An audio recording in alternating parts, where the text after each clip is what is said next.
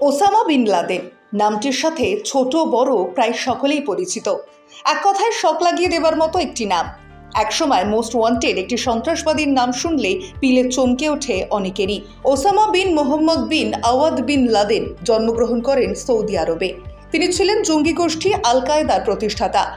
Osama bin Laden বিশেষভাবে পরিচিত মুখ হয়ে ওঠেন 11 সেপ্টেম্বর 2001 সালের সন্ত্রাসী হামলার ঘটনার পর থেকেই।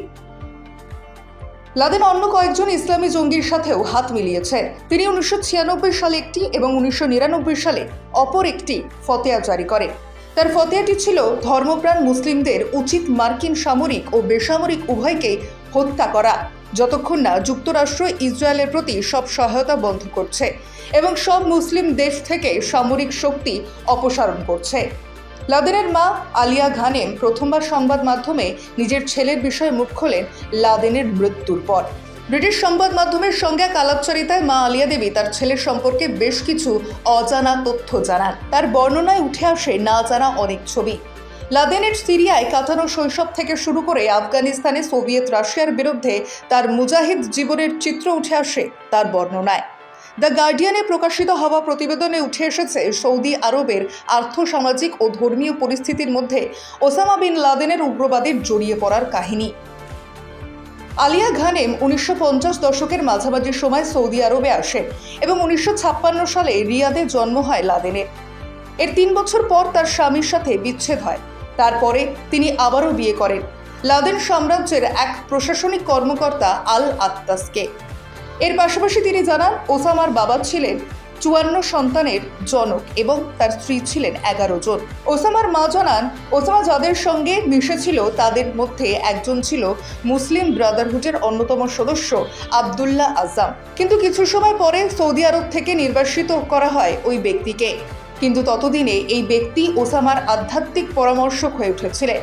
এরপর 1980 দশকের শুরুতে ওসামা আফগানিস্তানের উদ্দেশ্যে পাড়ি দেন রাশিয়া দখলের বিরুদ্ধে লড়াই করতে।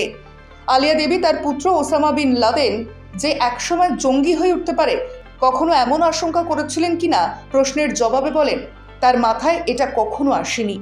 তিনি যখন বুঝতে পারলেন ওসামা জঙ্গি হয়ে উঠেছিলেন তখন তার অনুভূতি কেমন ছিল জানতে চাইলে তিনি বলেন, আমরা খুব হতাশ হয়ে পড়েছিলাম।